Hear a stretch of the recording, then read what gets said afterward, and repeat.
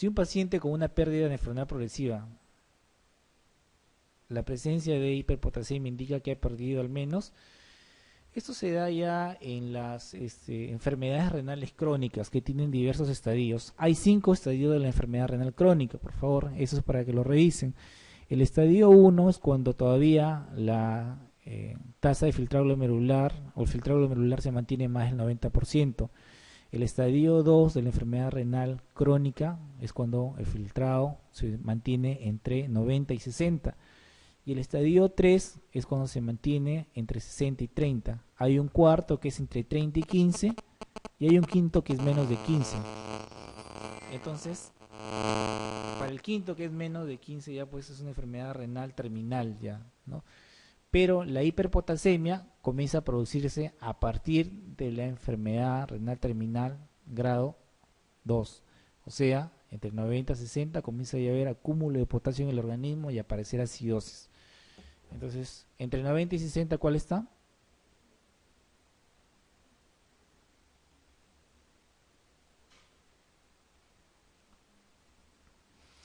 Muy bien. 29. Los antiinflamatorios no esteroideos pueden causar a nivel renal todas las complicaciones siguientes, excepto los AINES te pueden producir lesión en riñón, en parénquima o alteración de la ciclooxigenasa, ¿no?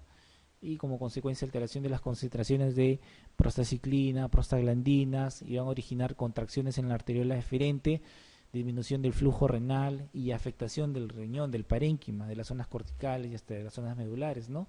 Entonces, ¿puede producir cualquier tipo de nefritis? Sí. Entonces, la A, la B, la C también puede producir, la D, necrosis papilar. Lo único que no te va a producir es el depósito de sustancias como la amiloidosis. Es una patología primaria, ¿no?, de riñón, una propia que no tiene nada que ver con los antiinflamatorios. Esa es la alternativa.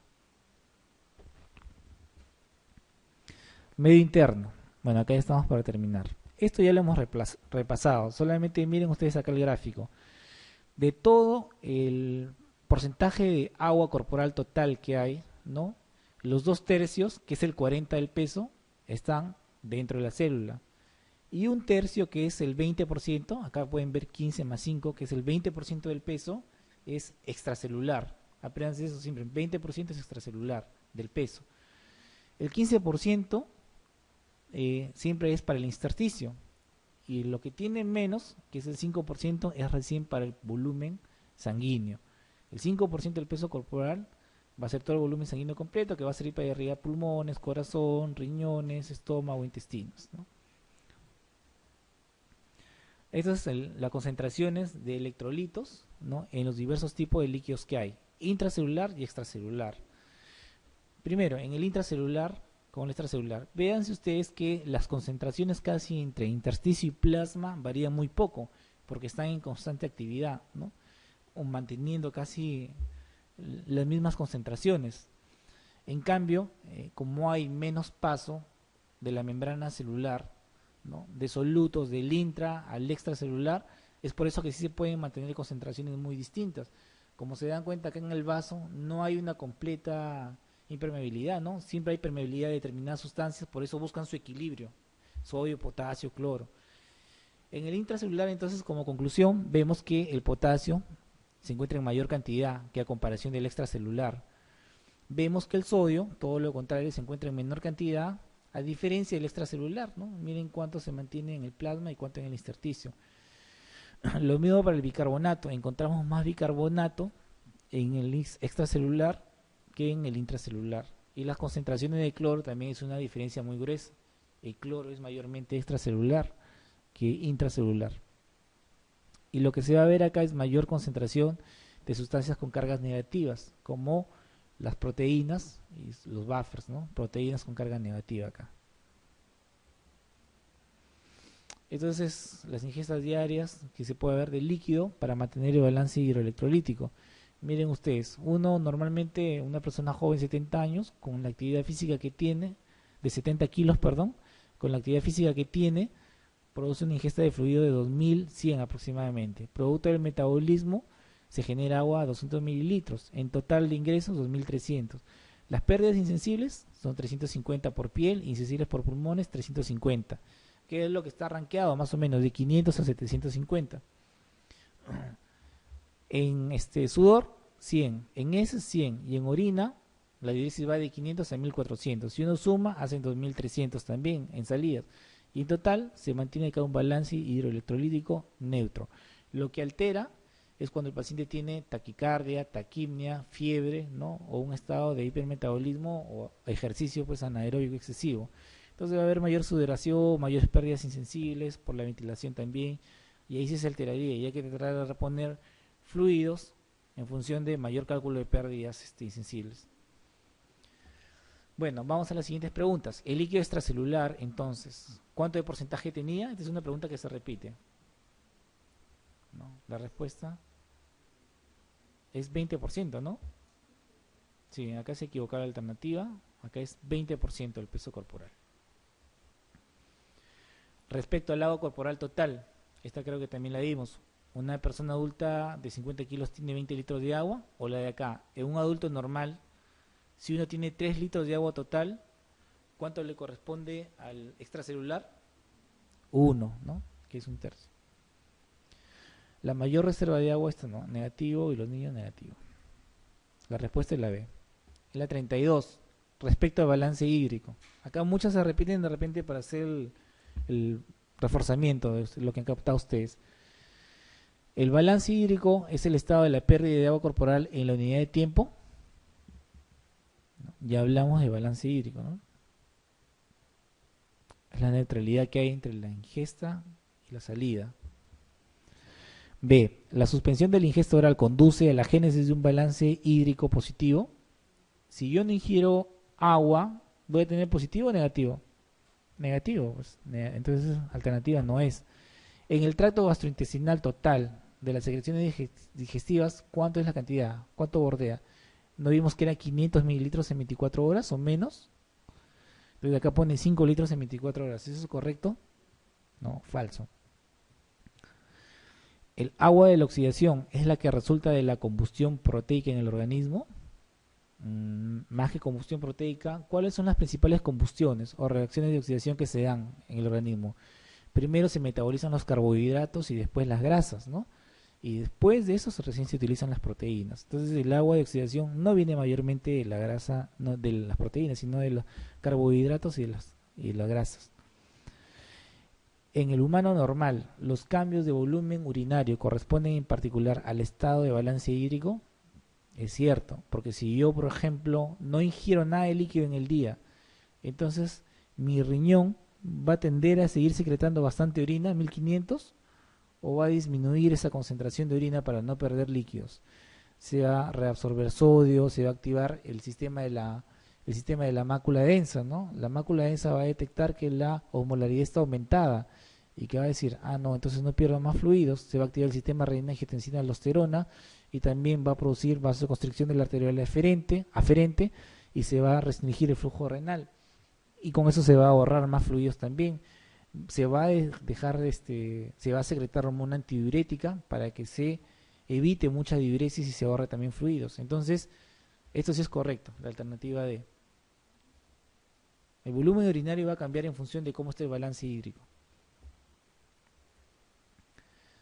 33. Señale lo correcto con respecto al balance hidroelectrolítico. La pérdida por piel y vías aéreas es la más importante. No. ¿Cuál es la más importante, vimos? La renal. ¿El intestino regula el balance hidroelectrolítico? No. ¿El riñón elimina orina de acuerdo con el balance hidroelectrolítico? Sí, la alternativa es la C. Muy bien. Contribuye al 75% de la osmolaridad.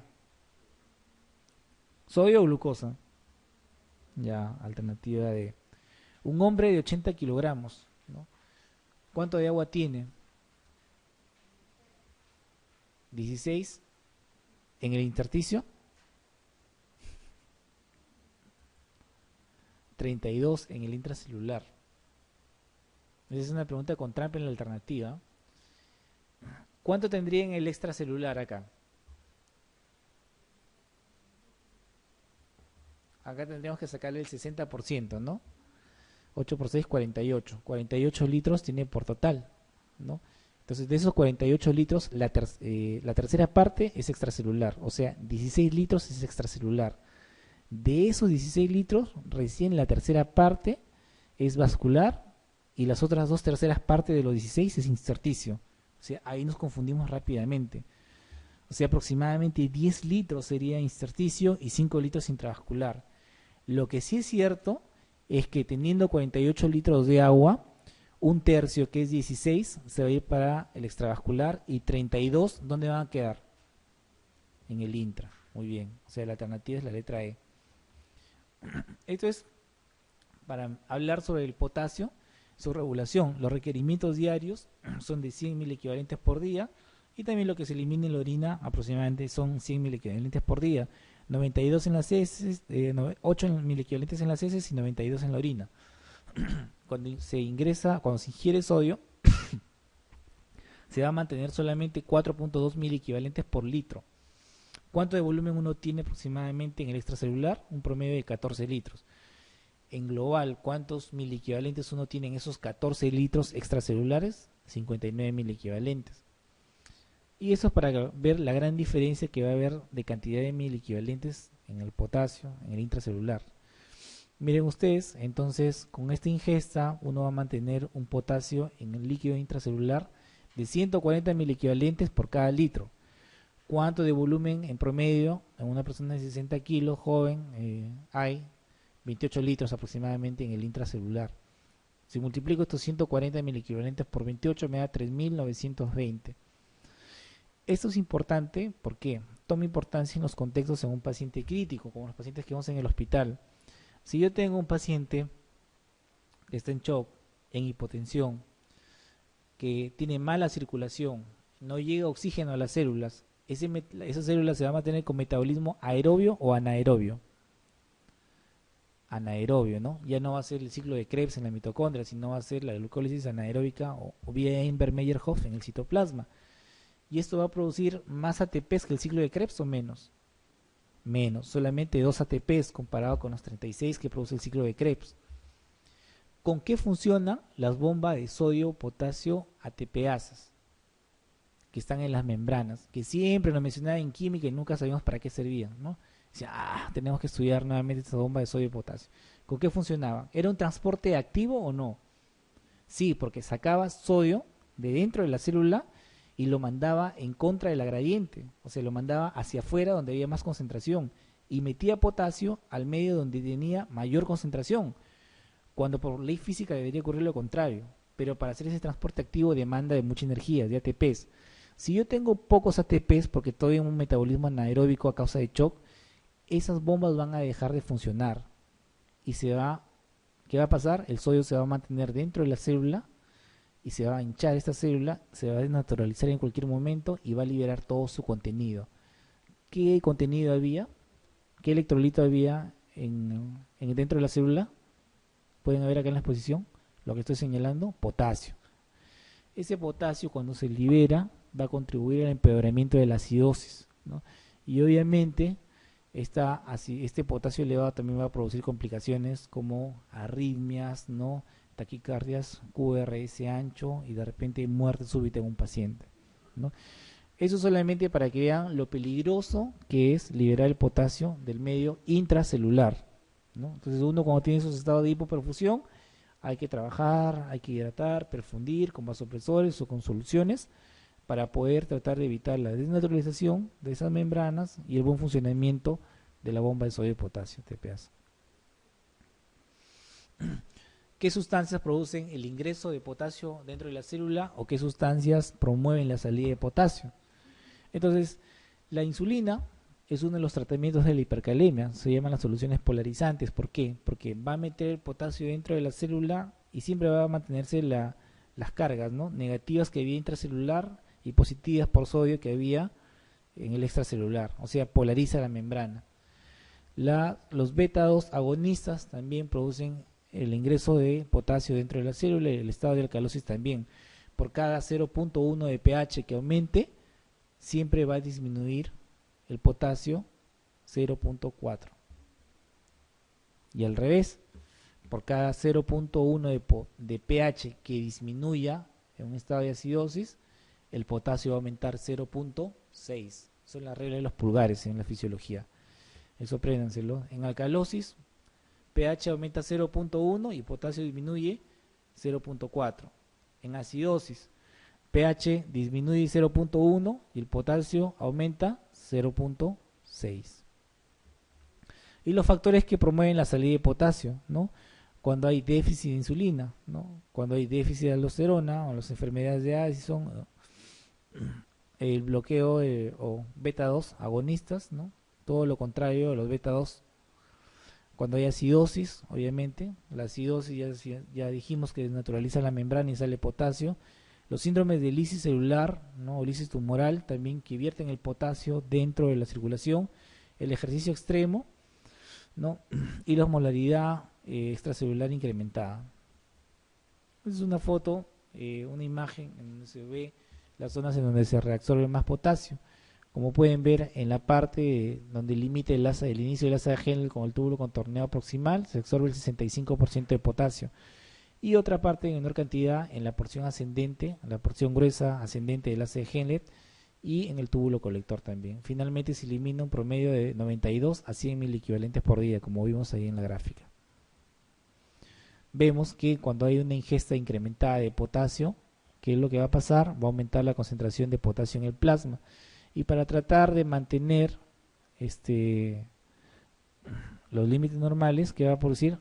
Se va a producir una secreción de potasio por medio del estímulo de aldosterona, ¿no? En los túbulos colectores, túbulos corticales colectores. Y como consecuencia va a aumentar la excreción de potasio. Y así se mantiene la homeostasia, ¿no? La aldosterona, recuerden que promueve la salida de sodio y promueve la retención de sodio y promueve la salida de potasio. Por eso, cuando se bloquea la aldosterona con la espironolactona, es un diurético que ahorra el potasio en lugar de perderlo. Pregunta 36. ¿Cuál de las siguientes hormonas es más importante para regular el equilibrio de sodio y potasio?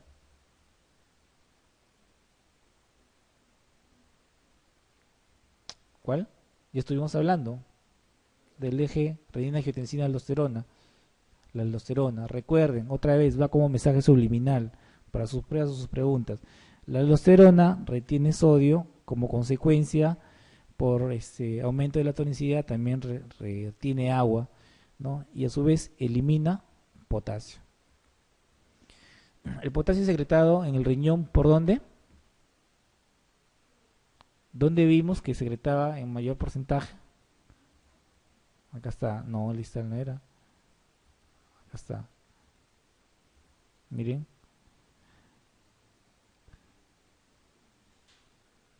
Acá está. Acá se reabsorbe en el límite del contorneo proximal con la porción descendente. Se reabsorbe en la porción gruesa ascendente, 27%. Y acá hay un 4% que se elimina, ¿no? Y en el túbulo colector. Entonces, viendo esto, el potasio secretado en el riñón por el túbulo renal distal. Acá debe ser túbulo renal distal y el túbulo colector, ¿no? Esos dos. 38. La mayor concentración de potasio plasmático puede ocasionar lo siguiente. ¿Qué es lo que pasa cuando hay mayor potasio en el plasma? Excepto es aumento de la liberación de aldosterona a partir de la corteza suprarrenal. ¿Es cierto o no? Se va a liberar aldosterona para que se pueda disminuir el potasio, eso es cierto. Aumento de la secreción en la secreción tubular de potasio, ¿es cierto o no? Si hay más potasio, se va a buscar eliminar más potasio también por el túbulo colector. Aumento en la reabsorción tubular de sodio. Recuerden que la aldosterona bota potasio y reabsorbe sodio. Aumento en la excreción de potasio en la orina. Y aumento de la concentración de sodio plasmático. Bueno, aparentemente acá está la última, ¿no? Aumento en la concentración del sodio plasmático. Lo que hace uno es reabsorbe la aldosterona, permite que no se elimine por el túbulo el sodio, pero cuando el sodio se retiene en la célula del túbulo y luego va al intravascular, como le dije, el sodio no va solo, sino el sodio siempre va acompañado con agua para aumentar la tonicidad. Entonces, a medida que aumenta la concentración o los miliequivalentes de sodio, aumenta también el volumen de dilución y siempre se va a mantener la concentración aparente o la tonicidad plasmática. Y esta es la regulación del agua. La regulación del agua va a tener muchas intervenciones, no solamente la hormona antidiurética, sino también la aldosterona, pero en menor proporción. Lo principal es la vasopresina o antidiurética que se secreta en los núcleos del hipotálamo. En sí, en general, en cualquiera de los dos, supraóptico o paraventricular, ¿no? Baja por el tallo hipofisiario hacia la hipófisis, a la neurohipófisis, y de ahí se secreta la circulación. Y una vez en la circulación, en donde va a estimular la ADH, donde hablamos, en el túbulo colector. Con sus receptores se va a unir y va a promover la expresión de las acoporinas. Y las acoporinas son los pasajes por donde el agua va a ingresar del túbulo colector hacia la célula y posteriormente de la célula hacia la circulación. Va a volver a reabsorber el agua. Ojo, recuerden que es necesario la presencia de acoporinas porque las membranas o las células, el endotelio que recubren el túbulo colector son impermeables al agua, ¿no? A muchas sustancias también. Y acá está la regulación de la osmolaridad, ¿no? Del fluido extracelular. Cuando hay sed, entonces uno incrementa la ingesta de agua para poder hacer una dilución del fluido extracelular. ¿Qué más se va a hacer? A su vez se va a secretar vasopresina. La vasopresina va a retener agua y a su vez con la retención de agua también se logra la dilución del fluido extracelular. Y con esto obviamente se llega a una normalización de la osmolaridad y disminuye la sed y disminuye también la secreción de la vasopresina hasta entrar a un equilibrio nuevamente. 39, entonces, en base a esto respondemos las preguntas. Un alumno normal en condiciones de hidratación adecuadas, al recibir una sobrecarga de agua presenta, si uno recibe mucha agua, ¿qué es lo que va a pasar?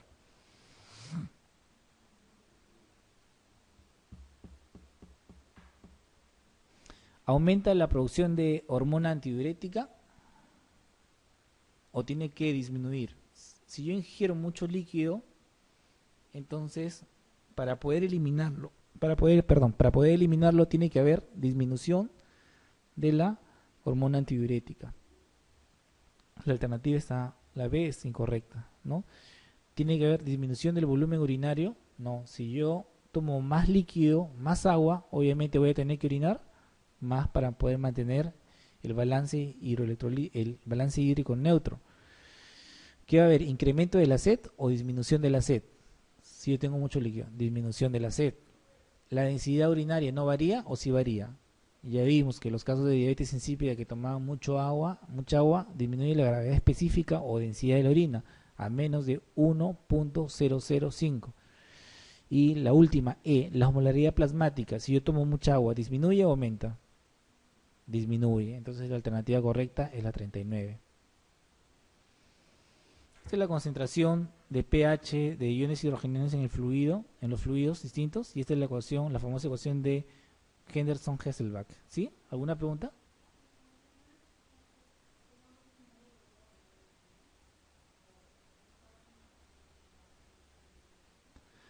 Ya, si un alumno normal en condiciones de hidratación adecuada, cuando recibe una sobrecarga de agua, entonces va a haber un balance hídrico positivo, ¿no? Entonces el riñón, ¿qué es lo que va a tener que hacer? Aumentar la diuresis, ¿no? Para poder mantener el balance hídrico neutro. Entonces, una disminución del volumen no sería la respuesta correcta, sino sería el aumento. Nos quedamos acá en la ecuación de Henderson-Hasselbalch. Va a depender del bicarbonato y de la presencia de CO2. Y obviamente el CO2 está directamente relacionado a la concentración de ácido carbónico que se forme, que es H2CO3. Entonces, en resumen, el pH siempre va a depender de esta determinantes o de este cociente. Bicarbonato, concentración de CO2, pero expresada en función de ácido carbónico. Porque el ácido carbónico va a dar agua y va a dar CO2.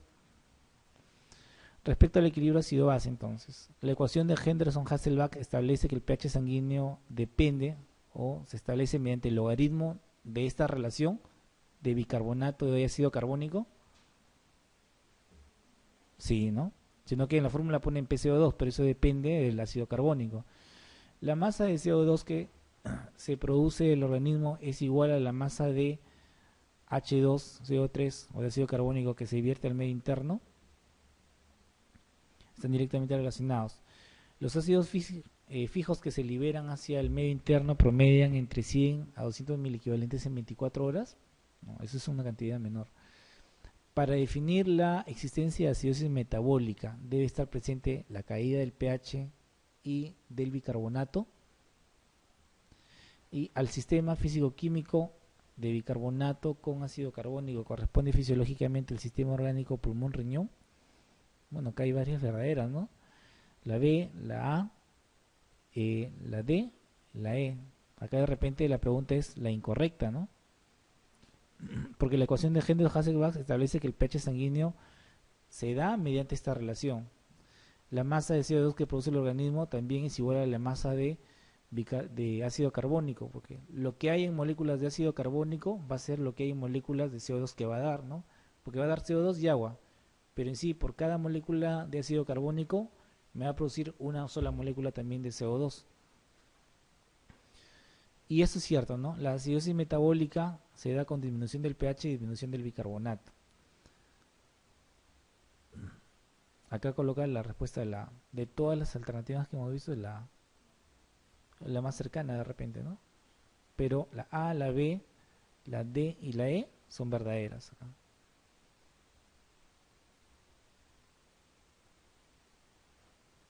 Y esos son los sistemas buffer. Dentro de todos ellos, el bicarbonato, ¿cómo actúa?